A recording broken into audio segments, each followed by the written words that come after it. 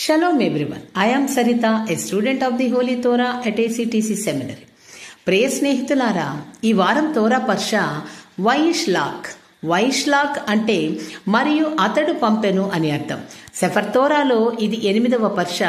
Seifert బెరాషిత్ లేదా ఆది కాండములో ఇది 8వ పర్ష. ఈ పర్షా యొక్క 2వ అలియా వాక్య భాగము బెరాషిత్ ఆది కాండము 32వ అధ్యాయము 14 నుండి 30 వచనముల వరకు. ఈ 2వ అలియాలో ఏశావును శాంతింప చేయడానికి యాకోబు భారీ బహుమతి సిద్ధం చేస్తాడు. మేకలు, గొర్రెలు, ఒంటెలు, ఆవులు, గాడిదలు మొత్తం 550 కంటే ఎక్కువ జంతువులను 5 వేర్వేరు మందలుగా విభజించి ముందుగా పంపుతాడు.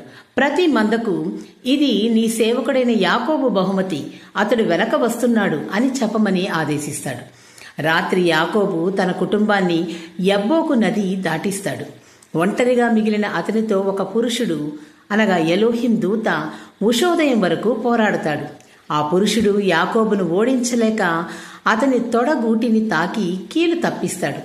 అయినా యాకోబు వదలకుండా ఆశీర్వాదం కోరతాడు. అప్పుడు ఆ పురుషుడు, నీ పేరు ఇకపై యాకోబు కాదు, ఇజ్రాయేలు, ఎందుకంటే నీవు ఎలోహింతోనూ మనుషులతోనూ పోరాడి జయించావు అని పేరు మార్చి ఆశీర్వదిస్తాడు. యాకోబు ఆ స్థలానికి పెనీయేలు, ఎలోహిం ముఖం దర్శించాను అని పేరు పెట్టాడు.